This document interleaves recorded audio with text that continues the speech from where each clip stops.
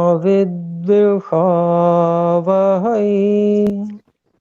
मा विद्विषावहै। ॐ शान्तिः शान्तिः शान्तिः। ॐ शान्तिः शान्तिः शान्तिः।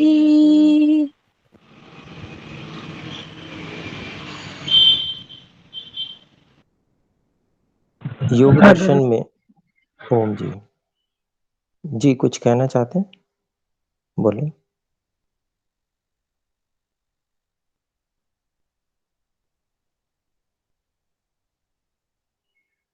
जी पिछले सूत्रों में हम में से कोई शंका कोई पूछना चाहते हैं तो पूछ सकते हैं।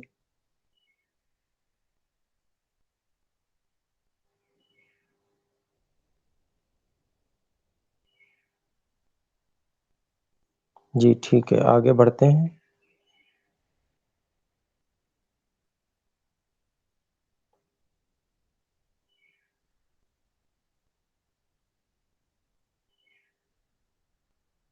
तो योग दर्शन के साधन पाद में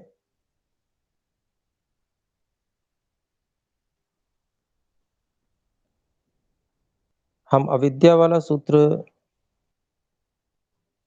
अनित्याशुचि दुःखानात्मसु नित्य शुचि सुखात्म ख्यातिरविद्या ये कर चुके थे।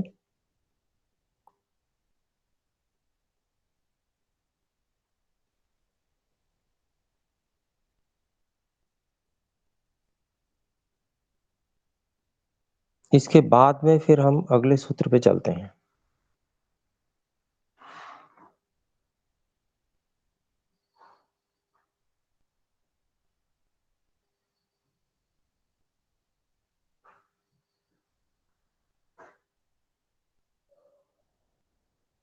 अगला सूत्र है दृग् दर्शन शक्तियोरेकात्म तेवास्मिता।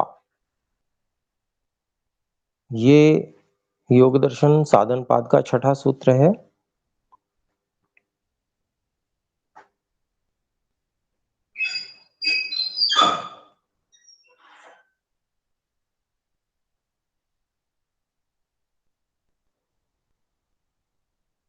और अस्मिता क्लेश का यहाँ पर लक्षण दिया गया है, क्योंकि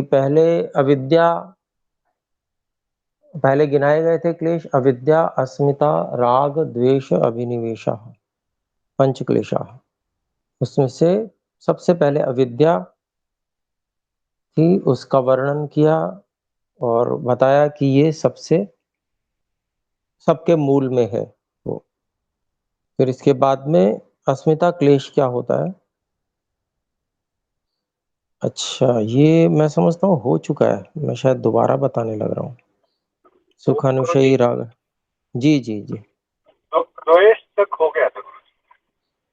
द्वेष तक हो गया, हाँ जी हाँ जी, बिल्कुल बिल्कुल बिल्कुल। ठीक है ठीक है। तो दुखानुशयी द्वेष है, यहाँ भी हमने कर लिया था। बिल्कुल, इसमें बहुत छोटा छोटा भाष्य दिया हुआ है। अभिनिवेश क्लेश के विषय में हम देख रहे हैं। ठीक है, तो 9वां सूत्र है ये साधन पाद का।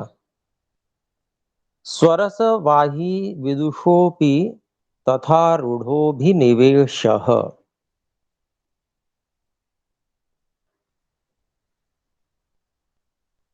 तो स्वरसवाही मतलब स्वरसवाही, यानी कि अपने स्वभाव से जो रहता है।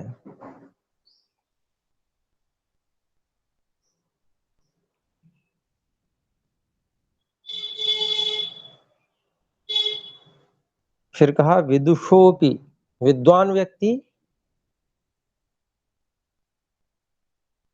को भी, या विद्वान व्यक्ति भी, कर्ता अर्थ में ले लेंगे, विद्वान व्यक्ति भी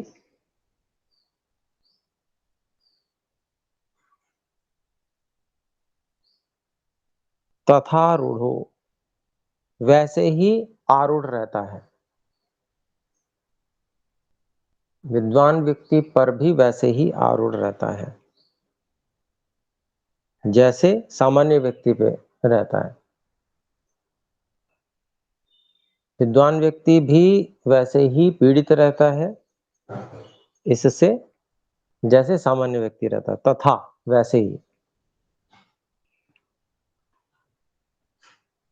तो ये अलग प्रकार से लक्षण किया है। ऐसा जो क्लेश है उसको अभिनिवेश क्लेश कहते हैं। अस्मिता क्लेश के विषय में देखें तो विद्वान जो बहुत विशेष विद्वान होगा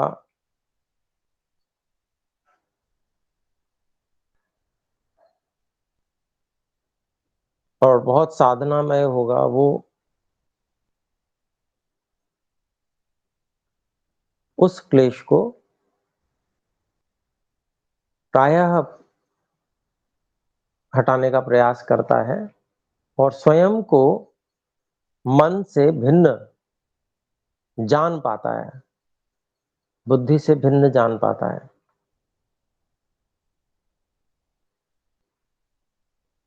कुछ क्षण के लिए ही सही, और उसके बाद में फिर व्यवहार में अभ्यास ना होने के कारण से, वैसी अनुभूति का अभ्यास ना होने के कारण से फिर व्यवहार में प्रवृत्त होता है, तो फिर वो अस्मिता क्लेश से युक्त हो जाता है। लेकिन ये जो क्लेश है ये इतना स्वाभाविक है कि विद्वान व्यक्ति भी इससे बच नहीं पाता है। ये अभिनिवेश क्लेश है, इस रूप में इसका लक्षण दिया है। और फिर महर्षि व्यास जी इसके बारे में विशेष बताएंगे। मृत्यु का जो दुख है वह ही अभिनिवेश क्लेश है। मृत्यु का जो भय है, मृत्यु का दुख है, वो तो एक जब मृत्यु हो रही हो तब अनुभव करने का विषय है, परंतु उसका जो भय लगा रहता है, वो दुख ना आ जाए, वो अभिनिवेश क्लेश है। और ये ऐसा जो भय है, ये भय सामान्य व्यक्ति को तो रहता ही है, विद्वान तक को नहीं छोड़ता। ये उस पे भी ये आरूढ़ रहता है, मतलब चढ़ा रहता है, ऐसा अर्थ कर सकते हैं। सवार रहता है, विद्वान व्यक्ति पे भी सवार रहता है। और ये भय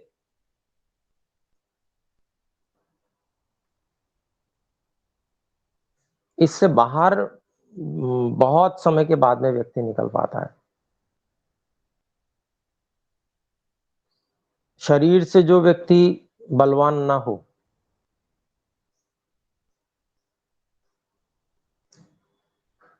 उसको सबसे ज्यादा सताता है। शरीर से कल्पना करें कोई बलवान है तो भी, तो एक सामान्य दृष्टि से वो शारीरिक बल का उपयोग करके और अपने भय की निवृत्ति कर भी लेता है।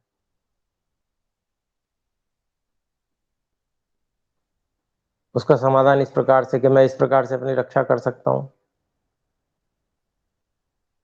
क्योंकि मेरे पास बल है। इस प्रकार का समाधान व्यक्ति करता है। बल वाला तो कुछ समाधान कर सकता है, सारा समाधान उसके पास भी नहीं है। लेकिन जिसके पास में विद्या है पर बल नहीं है उस स्तर का, वो भी इससे ग्रस्त रहेगा।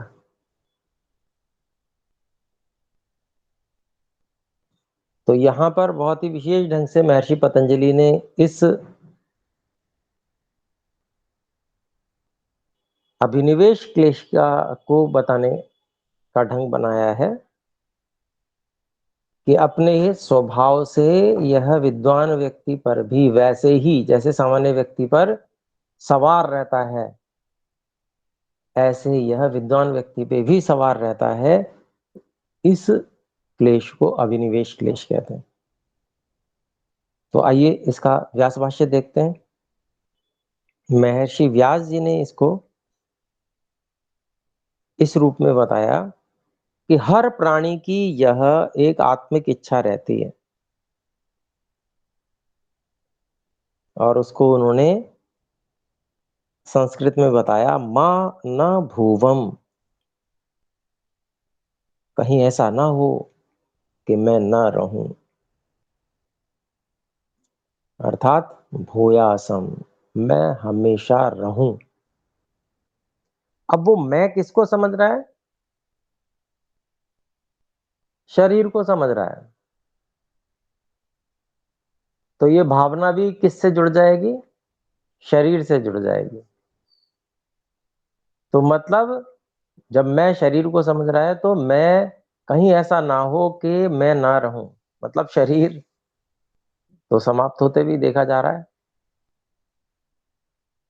कोई दुर्घटना होती है, किसी ने गोली मार दी, कुछ हुआ, तमाम तरीके हैं।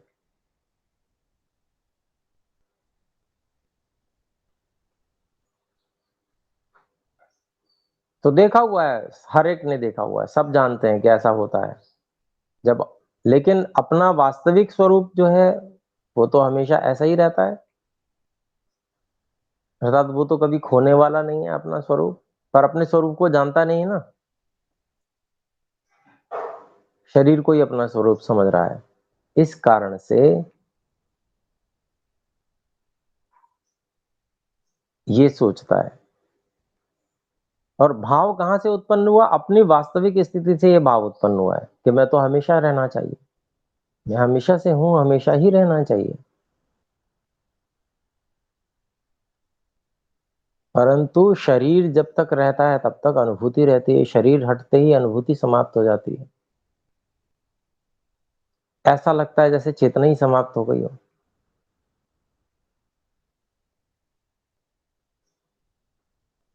उसका उदाहरण भी दिया जाता है, जैसे किसी को एनेस्थीसिया दिया जाता है तो उसको समय तक का भान नहीं रहता कि कितना समय बीत गया, उस बीच का कोई अनुभव बिल्कुल भी नहीं रहता। तो ये शरीर रहते जब ये स्थिति होती है तो शरीर छूटने के बाद में तो बिल्कुल ही क्या अनुभव रह जाएगा।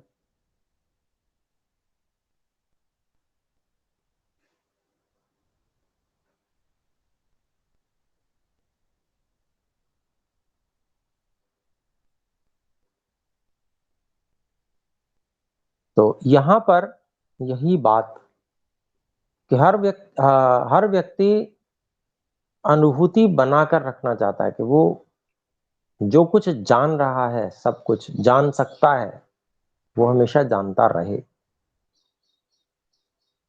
तो शरीर के विषय में हर व्यक्ति की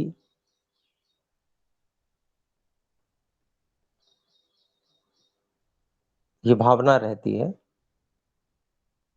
और इस बात को महर्षि व्यास जी ने इन शब्दों से व्यक्त किया, कहीं ऐसा ना हो कि मैं ना रहूं, अर्थात मैं हमेशा रहूं। तो ये जो भावना है, ये एक आशंका से जुड़ी हुई भावना है, कहीं ऐसा ना हो जाए, भय और आशंका से जुड़ी हुई भावना है। फिर आगे इस यही जो है, इसी भावना को समझना चाहिए अभिनिवेश क्लेश के रूप में। फिर आगे महर्षि व्यास जी क्या कहते हैं कि जिसने पहले कभी मृत्यु का दुख अनुभव स्वयं न किया हो,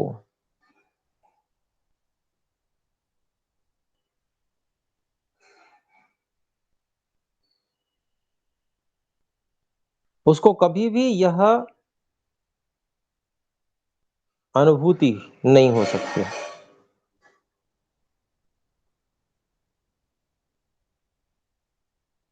ये शंका हो ही नहीं सकती।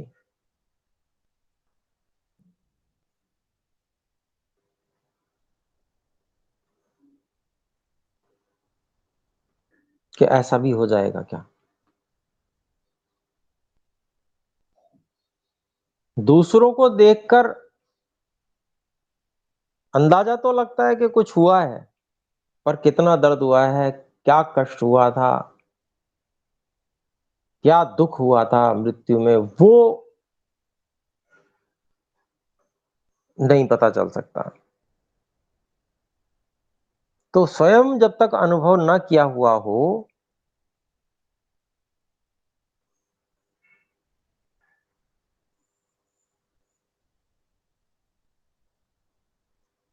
तब तक ऐसी इच्छा बन नहीं सकती। और ये आत्मिक इच्छा है। आत्मिक इच्छा का अभिप्राय क्या हुआ कि बहुत गहरी।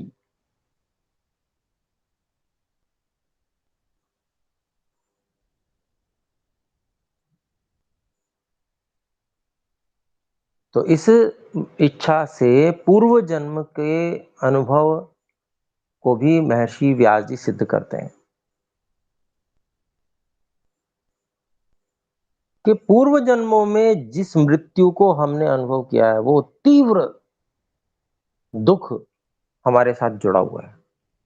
उस तीव्र दुख का अनुभव और उसके संस्कार, सूक्ष्म संस्कार, वो जुड़े हुए हैं और वो हमें एकदम से, अगर कोई ऐसी स्थिति आती है तो रोम रोम को खड़ा कर देती है। वो बात हिल जाता है व्यक्ति अंदर से।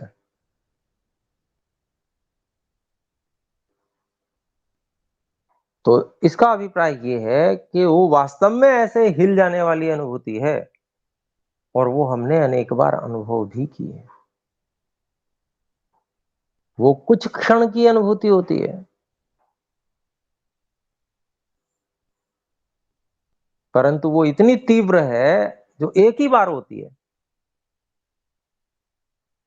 पूरे जीवन में एक ही बार होती है, लेकिन इतनी तीव्र होती है कि वो स्मरण है।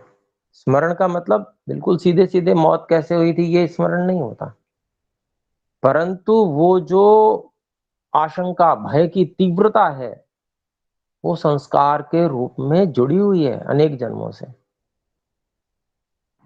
इसीलिए यह आशंका आज भी हम कर रहे हैं, कर पा रहे हैं। तो पूर्व जन्म में मृत्यु हुई थी, पूर्व जन्मों में मृत्यु हुई थी। इस मृत्यु को हम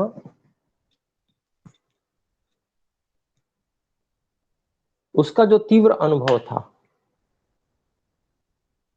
उसको जान रहे हैं, उसको स्मरण कर रहे हैं, उसके कारण से उसके स्मरण पूर्वक ऐसा हो रहा है,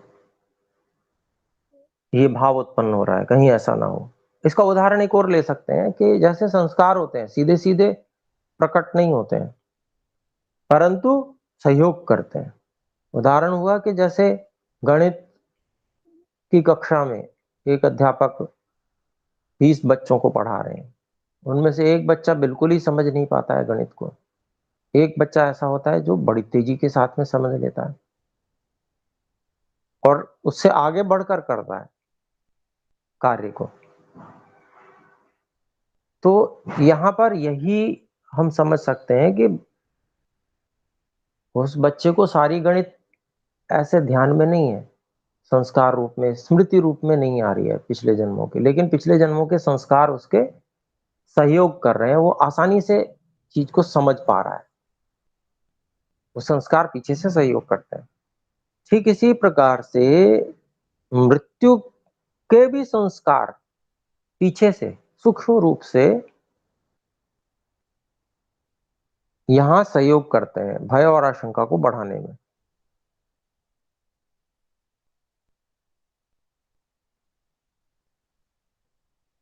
तो इसी बात को महर्षि व्यास जी यहां पर कह रहे हैं।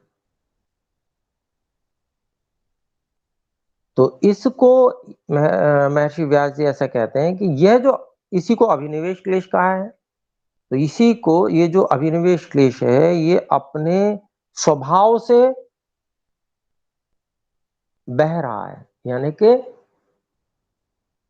ये निरंतर बना हुआ है।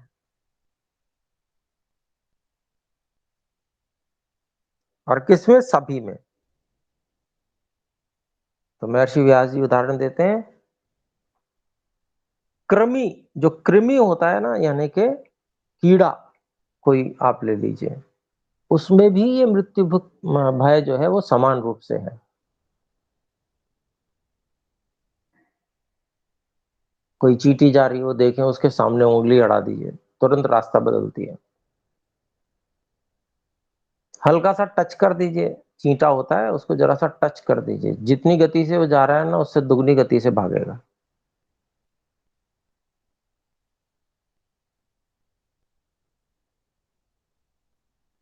तो यह जो भय हुआ तभी तो भागा वो, कि कहीं यहां पर जो है वो ऐसी स्थिति बन रही है कि मृत्यु भय हो सकता है।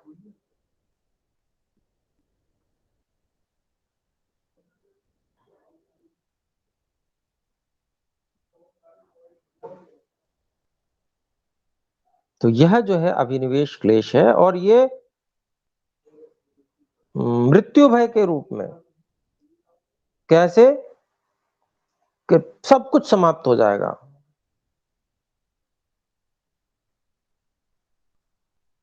इस रूप में रहता है। कुछ भी नहीं होगा, क्या होगा? सब कुछ समाप्त हो जाएगा।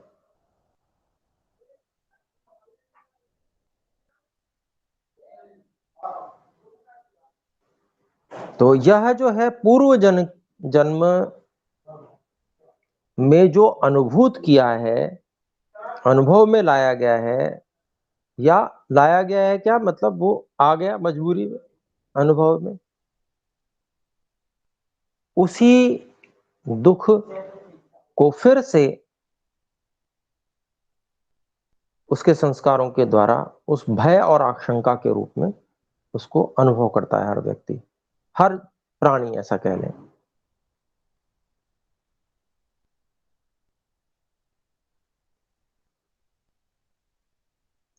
और बिल्कुल मूढ़तम प्राणी है, मतलब जिसको परमात्मा ने बुद्धि का गोलक शरीर में बहुत छोटा दिया है, और तमोगुण में ही रहता है, जैसे कीड़े वगैरह होते हैं, अंधकार में ही जीवन होता है। उन तक में यह जो दुख है, और विद्वानों में भी यही भय और आशंका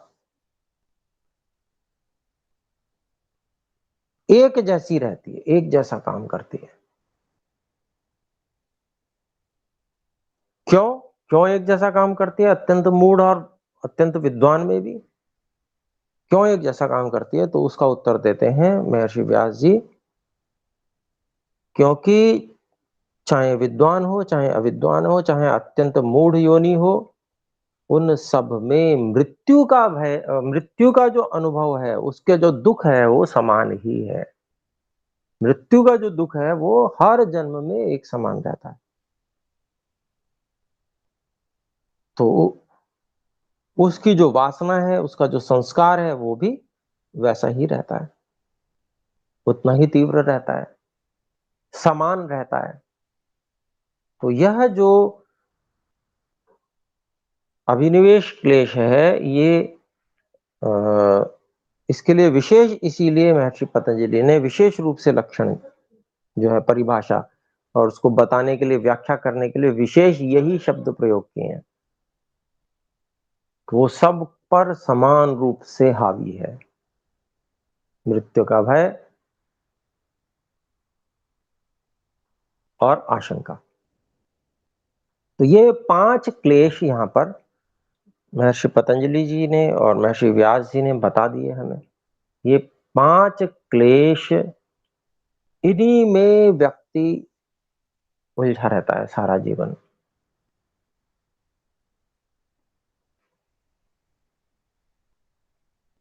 दुख ही प्राप्त करता रहता है। जो सुख थोड़ा बहुत अनुभव भी करता है, वो भी क्योंकि इन सब चीजों से इन सब भय, आशंका वगैरह से बार बार पीड़ित होता रहता है अविद्या के कारण से। तो इस कारण से वो जो सुख भी होता है वो भी दुख रूप ही हो जाता है, क्योंकि सुख तो कुछ क्षण का ही मिल पाता है। ऐन्द्रिक सुख भोगता है व्यक्ति, और वो इंद्रिय वाला सुख जो है वह कुछ क्षणों के लिए होता है, फिर तो उसकी स्मृति मात्र रह जाती है। लेकिन सुख के समय में भी भय, आशंका वगैरह वो पीछा छोड़ती नहीं है, तो इसलिए वो दुख मिला हुआ होने के कारण से दुख रूप ही आगे कहा भी जाएगा, उसके बारे में आगे बात करेंगे। अब अगले सूत्र में महर्षि पतंजलि उपाय भी बताएंगे।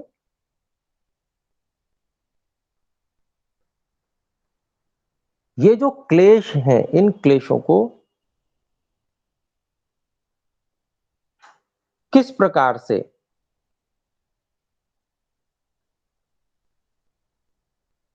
नष्ट किया जाए, तो अगला सूत्र बताते हैं। 10वां सूत्र है, ते प्रति प्रसव हेयाः सूक्ष्माः। महर्षि पतंजलि ने यह सूत्र बनाया कि वे अविद्या आदि क्लेश ते प्रति प्रसव हेयाः। प्रसव कहते हैं जन्म होना, और प्रति प्रसव कहते हैं उसकी विपरीत क्रिया। जैसे जन्म हुआ वैसे ही वापस उसी स्थिति में चले जाना।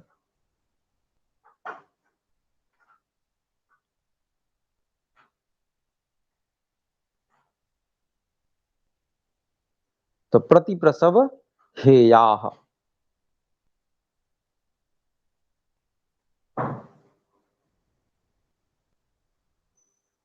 समाप्त होने योग्य, छूटने योग्य हो जाते हैं जब वे सूक्ष्म हो जाते हैं। सूक्ष्माः, क्लेश सूक्ष्म हो जाते हैं। तो इस सूत्र का अभिप्राय क्या हुआ कि जो अविद्या आदि क्लेश हैं, जब वह योगाभ्यास के द्वारा सूक्ष्म अर्थात निर्बलता को प्राप्त हो जाते हैं, फिर उसके बाद में दग्ध बीज भाव अवस्था को प्राप्त हो जाते हैं, तो इसको सूक्ष्म होना कहा। तो जब ऐसी स्थिति होती है तो ये जो क्लेश हैं इनका प्रति प्रसव हो जाता है, अर्थात कारण में विलीन हो जाते हैं और छूट जाते हैं।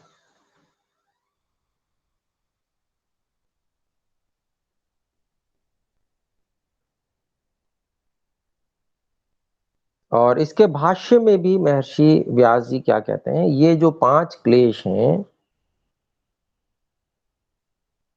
इन 5 क्लेशों की दग्ध बीज भाव अवस्था हो जाती है, उसी को सूक्ष्म होना कहा है।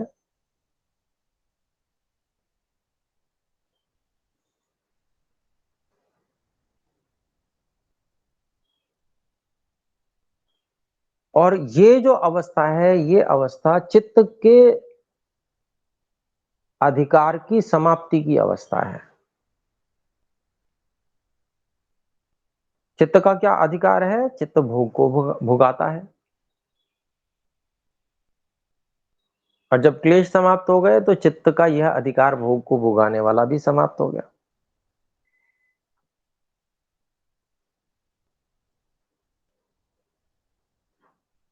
तो जब ये अधिकार समाप्त हो गया और ये दग्ध बीज भाव भी हो गए, तो चित्त इन क्लेशों सहित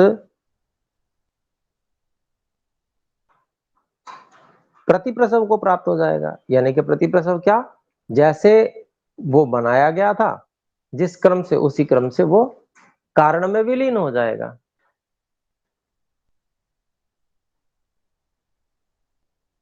अर्थात अहंकार में विभक्त हो जाएगा पहले, तो फिर अहंकार से फिर बुद्धि में, के रूप में विभक्त हो जाएगा। फिर उसके बाद में वो प्रकृति, मूल प्रकृति की जो साम्य अवस्था है, उस स्थिति में उसके जो भी जितने भी कारण भूत, जो उसके सूक्ष्म कण हैं, वो चले जाएंगे। तो ये प्रतिप्रसव का अभिप्राय हुआ। तो चित्त जिसका अधिकार समाप्त हो गया है संस्कारों के दग्ध बीज भाव होने के कारण से, वह चित्त और उस चित्त के साथ में वह संस्कार भी एक तरह से प्रलय को प्राप्त हो जाते हैं। जीव मुक्त हो जाता है, उसको उसकी आवश्यकता नहीं रहती। ये अभिप्राय हुआ। तो ये प्रतिप्रसव कैसे हो, ये इस पे जोर लगाना अपने लोगों को।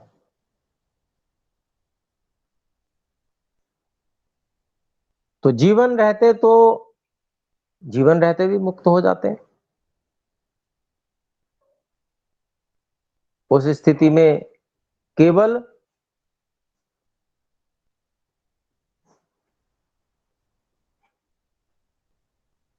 शरीर मात्र शेष रहता है, चित्त भी शेष रहता है, लेकिन अधिकार समाप्त हो जाता है। भोग की ओर प्रवृत्त करने में सर्वथा असमर्थ हो जाता है। जब तक ईश्वर की व्यवस्था है, पूर्व जन्म कृत कर्मों का फलभोग शेष है, तब तक के लिए वह शरीर अपना कार्य करता रहता है। जितनी सामर्थ्य ईश्वर ने उसमें भरी है, तब तक के लिए वो कार्य करता रहता है, यदि कोई बाहरी आघात उसको नष्ट न करे। तो ऐसी स्थिति बनी रहती है। और फिर जब उसकी सामर्थ्य समाप्त हो जाती है तो शरीर भी नष्ट होता है, उसके साथ में ही फिर चित्त आदि अगले जन्म को उत्पन्न करने में समर्थ नहीं रहता है, तो वह भी इसी प्रकार से अपने कारण में विलीन हो जाता है और जीव मुक्त होकर ईश्वर की सहायता से रहता है।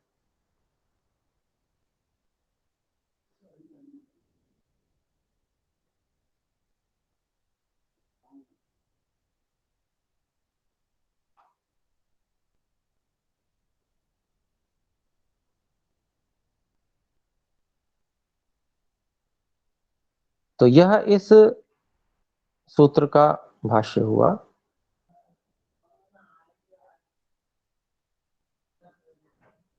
तो अब हम अगले 11वें सूत्र पे चलते हैं। 11वां सूत्र है ध्यान हेयास तद्वृत्तयः। तो अब उपाय बताने का क्रम हुआ है, पहले अंतिम स्थिति बता दी,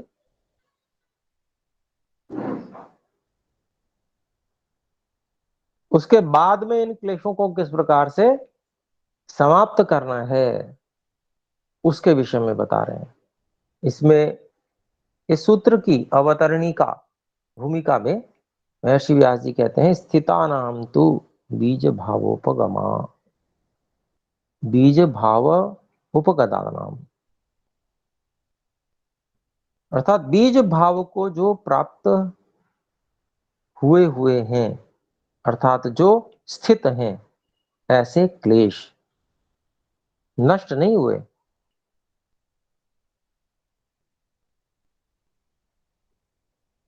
ऐसे जो क्लेश हैं उनको किस प्रकार से नष्ट करना है वो इस सूत्र में बताया गया। तो उन क्लेशों के व्यापार को तद्वृत्तय, तद मतलब क्लेश, उन क्लेशों के व्यापार को, अब क्लेशों का व्यापार कहां से प्रारंभ होता है, सूक्ष्मता से आरंभ होता है, और कहां तक होता है, जब हम उसमें व्यवहार में प्रवृत्त हो जाते हैं, वहां तक होता है। ये सारा का सारा उन क्लेशों का जो भी व्यापार है, व्यवहार है, वह ध्यान हेया, वो सभी व्यापार जो है ध्यान से, ध्यान के माध्यम से नष्ट करने योग्य हैं, छोड़ने योग्य हैं, हटाने योग्य हैं।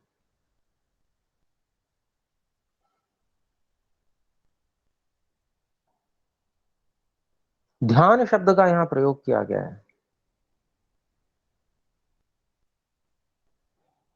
इसका अभिप्राय यही हुआ कि ध्यानावस्थित होकर योगाभ्यास के जो 8 अंग हैं उनका प्रयोग करते हुए ध्यानावस्थित होकर विशेष रूप से पूरी एकाग्रता के साथ में इन क्लेशों को जानना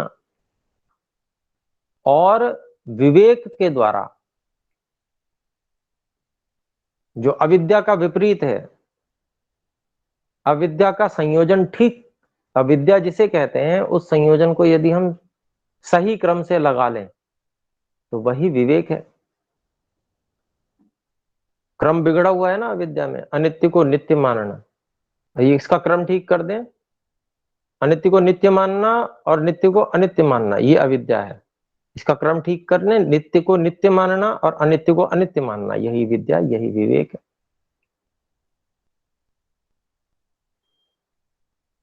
तो मतलब विवेक अपने अंदर स्थापित करें, उसके लिए बल लगाएं। और कैसा बल? सामान्य बल नहीं, ये तो हम पढ़ा रहे हैं, समझ रहे हैं, परंतु उसको ध्यानावस्थित होकर पूरी एकाग्रता से कि ये क्या है, मेरे अंदर कहां है, पूरा आत्मनिरीक्षण करते हुए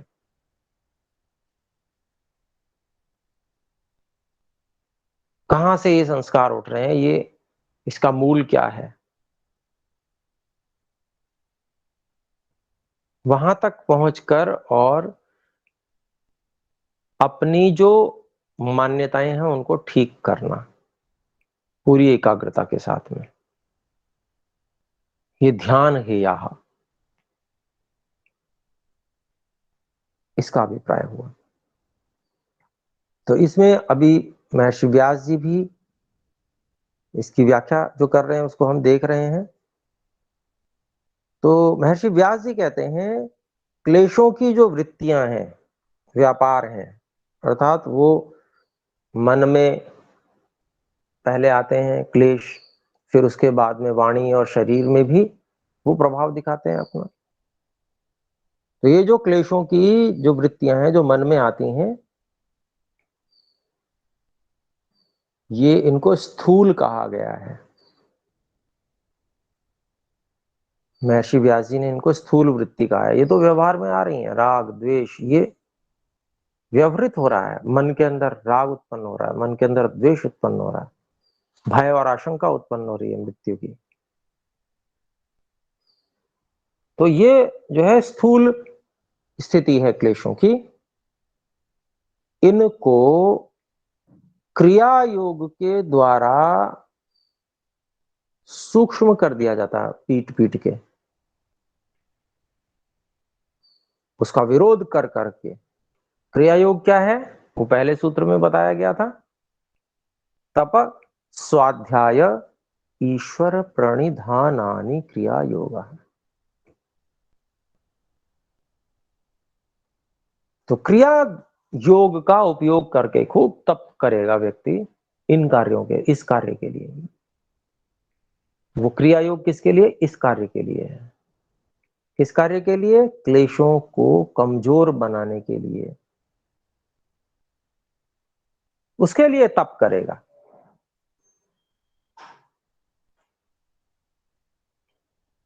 उसके लिए स्वाध्याय करेगा, ऋषियों के ग्रंथों का, जो प्रामाणिक ऋषि हैं, वेद के अनुसार ही जो अपनी बात कहते हैं, ऐसे ही वेद का भी स्वाध्याय करेगा। वेदांगों और उपांगों, इनको साधन बनाकर पहले उनको पढ़ेगा, फिर उसके बाद में वेद को समझने का जब सामर्थ्य आ जाएगा तो वेद समझकर उसका स्वाध्याय करके और फिर ईश्वर को समर्पित रहकर, ईश्वर का बिल्कुल ठीक ठीक स्वरूप जब स्वाध्याय के माध्यम से जान लिया, ईश्वर वास्तव में है क्या, वेद से जान लिया, भ्रम को मिटा लिया, जितने भ्रम संसार में लोगों ने फैला रखे हैं, उन सब भ्रमों को मिटाकर ईश्वर के वास्तविक स्वरूप को जानकर पूरी तरह से ईश्वर को समर्पित होकर, ये है क्रिया योग। इस क्रिया योग के द्वारा जो क्लेशों की स्थूल वृत्तियां हैं, जो मन में व्यवहृत हो रही हैं, साफ साफ दिख रहे हैं, ये राग है, पहले इनको कमजोर करता है व्यक्ति। तप, स्वाध्याय, ईश्वर प्रणिधान, इसको पहले महर्षि व्यास जी ने लिया है, पहले लिया है, ये अपने को ध्यान रखना होगा। बिना इसके वहां प्रवेश भी नहीं हो सकता ध्यान में, ये बात हमें स्मरण रख लेनी चाहिए। पूर्व जन्म के बहुत संस्कारी जो लोग हैं, बहुत, उनके लिए प्रथम समाधि पाद बताया गया है, उनका सीधे ध्यान में प्रवेश हो जाता है, समाधि में प्रवेश होता है। परंतु यहाँ साधन पाद में हर सामान्य व्यक्ति भी किस प्रकार से योग युक्त हो जाए, ये बताया जा रहा है। ये बिल्कुल प्रारंभ में, इस पाद को प्रारंभ करते समय ही बताया गया था। तो उसके लिए क्रिया योग जो बताया गया, उसका महत्व यहाँ पर फिर से महर्षि व्यास जी बता रहे हैं कि ये जो क्लेश हैं, इनकी जो स्थूल वृत्तियां हैं, उसको तप, स्वाध्याय और ईश्वर प्रणिधान से कमजोर किया जाता है, तनु बना दिया जाता है। ये बात पहली कही। फिर उसके बाद में इससे कमजोर हो गया, बहुत तप करना होता है, उसके लिए बहुत मेहनत करनी होती है। सांसारिक मोह माया ये जितनी भी है ना, ये नहीं बचेगी, वो कमजोर हो जाएगा। तब ये स्थिति आएगी कि व्यक्ति बैठे, नहीं तो सामान्य व्यक्ति की इच्छा ही नहीं है कि ध्यान के लिए बैठे। एकाग्रता प्राप्त करने का प्रयास करे, आप ढूंढने निकल जाएंगे, बहुत बड़ी भीड़ होगी, पंडाल लगे होंगे लंबे लंबे बड़े बड़े, लाखों लोग उसमें होंगे, भोजन करने आए होंगे। उनसे कहा जाए कि 1 घंटा बैठना है पूरी एकाग्रता से, और अपने अंदर जो सांप बिच्छू है, इन सांप बिच्छुओं को अंदर ही अंदर नष्ट कर देना है। बस इस कार्य के लिए कहिए मत, ये काम हम नहीं कर पाएंगे। गुरुजी ने जो मंत्र दिया है ना, बस हम उसको जपते रहेंगे, उसी से हमारा बेड़ा पार हो जाएगा। तो बहका रखा है गुरुजी ने भी, और बहके हुए हैं वे स्वयं भी। और वास्तव में वो बहके क्या है कि वो कबूतर के समान है। जैसे कबूतर आंखें बंद कर लेता है, बिल्ली आएगी तो वो नहीं है, हमने ऐसा मान लिया, पर क्या बिल्ली खाएगी? नहीं, वो तो खाएगी। तो ऐसे लोग बस ये कि हम नहीं मानते जी, हम तो बस ऐसे ही चलेंगे, हम हमारे बस की नहीं है, हमने तो आंख बंद कर ली बस। उसके बाद में क्लेश उनको पीटते रहते हैं, वो जीवन भर पिटते भी रहते हैं और मर भी जाते हैं। उसके बाद भी मरते समय भी ये समझ नहीं आ पाती कि हमें करना क्या चाहिए था और हमने किया क्या। हमने समय यूं जो नष्ट कर दिया, व्यर्थ कर दिया, जीवन का बहुमूल्य समय जो मिला था। तो ये कार्य है तप, स्वाध्याय, ईश्वर प्रणिधान, खाली गुरु जी के चरणों में समर्पण करने से नहीं होगा। ये अपने स्तर पे करना पड़ेगा। तप स्वाध्याय भी अपने स्तर पे करना पड़ेगा। ढूंढने पड़ेंगे ऐसे आचार्य, ऐसे गुरु जो वेद आदि ग्रंथों का सही सही स्वाध्याय करवा सकें। वेद के अंगों और उपांगों को पढ़ना पड़ेगा, तब स्वाध्याय होगा।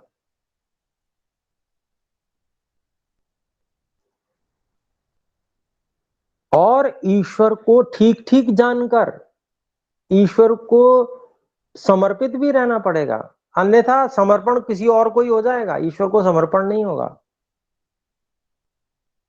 कितने ही लोग हैं श्री कृष्ण जी को ईश्वर मानते हैं, परमात्मा मानते हैं, तो समर्पित किसको है? श्री कृष्ण जी को है, ईश्वर को थोड़े ही।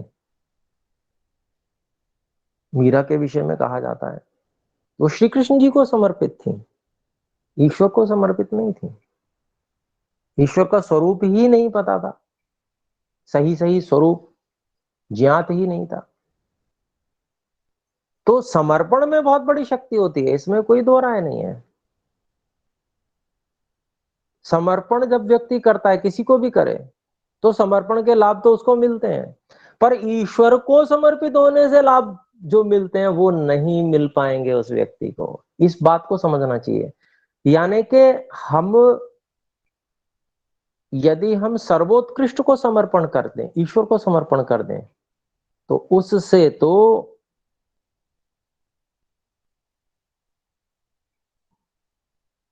हमें सर्वोत्कृष्ट जो स्थिति है वो प्राप्त हो जाएगी, राग रहितता की स्थिति प्राप्त हो जाएगी। अन्य जहां भी कोई लक्ष्य हम बना लेते हैं तो वहां पर हमारा राग रह जाएगा, मुक्ति नहीं होगी। इस अंतर को जो सूक्ष्म बुद्धि वाला है वही समझ पाएगा, नहीं तो कहेगा हाँ जी समर्पण करना है बस, ये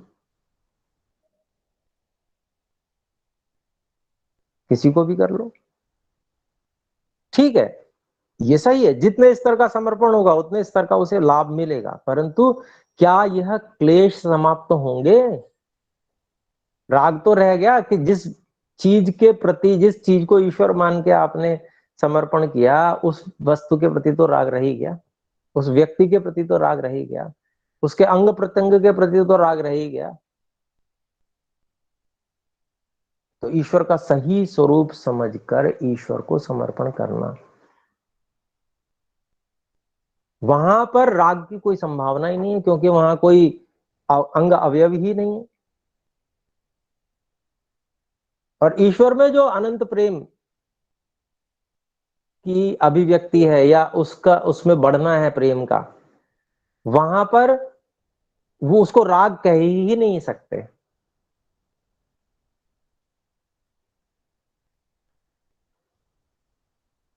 क्योंकि वो हमें सदा प्राप्त है।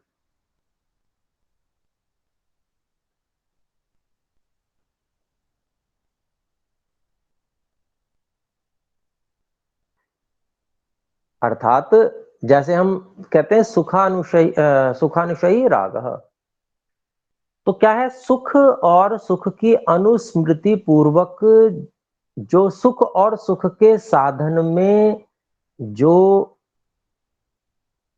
तृष्णा होती है। अब यहां तृष्णा है, तृष्णा क्यों है? क्योंकि वो वस्तु पहले प्राप्त थी, अब प्राप्त नहीं है, तो राग कहेंगे। लेकिन यहां जो हमेशा प्राप्त ही है, वहां तृष्णा का तो प्रश्न ही नहीं है, वो तो सर्वव्यापक है, सदा प्राप्त है, वहां तृष्णा का प्रश्न ही नहीं है, वो तो प्राप्त है।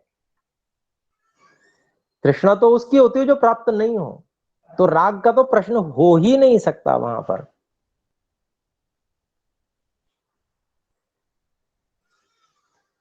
तो यह जो स्थिति है, अब ये स्थिति हमारी ईश्वर प्रणिधान, तप स्वाध्याय ईश्वर प्रणिधान से हमें अच्छे से प्राप्त हो जाती है। और क्लेश जो है अपने सूक्ष्म रूप में हो जाते हैं, वो सामान्य रूप से ताड़ित नहीं करते, पीड़ित नहीं करते।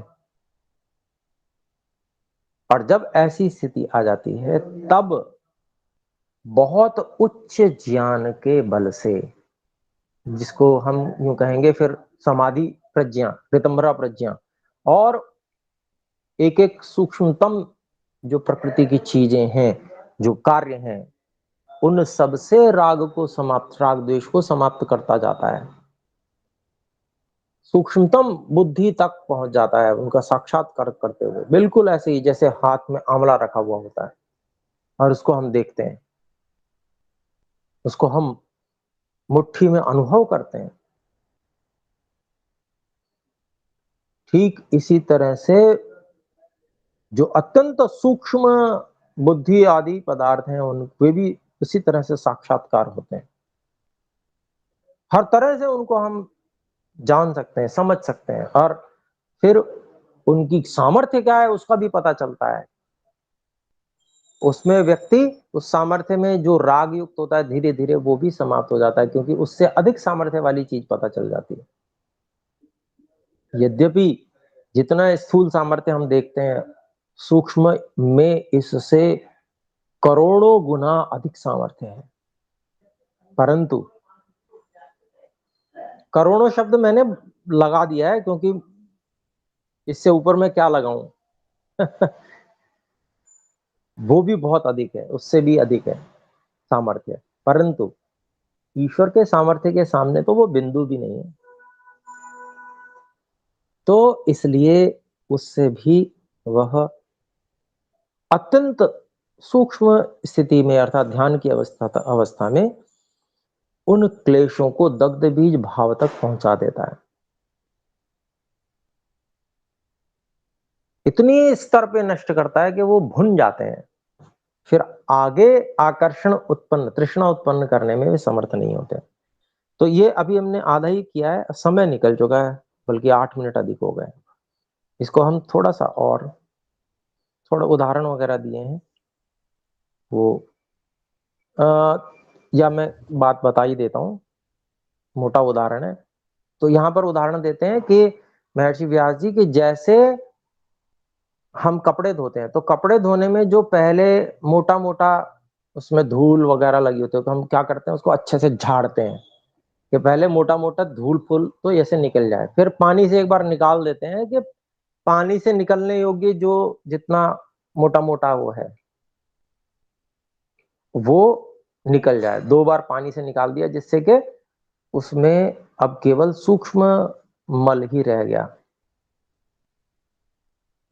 अब उसके लिए विशेष साधन का उपयोग करते हैं, कोई साबुन है, ये है, वो है। इसी बात को कह रहे हैं कि जैसे वस्त्रों का जो स्थूल मल है वो पहले हटा दिया जाता है, फिर उस पे सूक्ष्म उपायों का प्रयोग किया जाता है, कहां जहां विशेष दाग लगे हुए हैं इत्यादि। तो इसी प्रकार से जो स्थूल क्लेशों की वृत्तियां हैं वो तो मोटा मोटा वैसे ही हम किससे, क्रिया योग से, तप स्वाध्याय ईश्वर प्रणिधान से ही उनको नष्ट कर देते हैं, उनको सूक्ष्म अवस्था में कमजोर अवस्था में पहुंचा देते हैं। और फिर जो सूक्ष्म रूप से होते हैं उसके लिए तो महान बल लगाना पड़ता है, एकाग्र अवस्था में ध्यान है। उसी बात को यहाँ पर समझा। तो ये सूत्र हमारा समाप्त हो गया। आइए एक बार ओम का उच्चारण करें, 10 मिनट अधिक हो गए तो उसके लिए क्षमा करेंगे।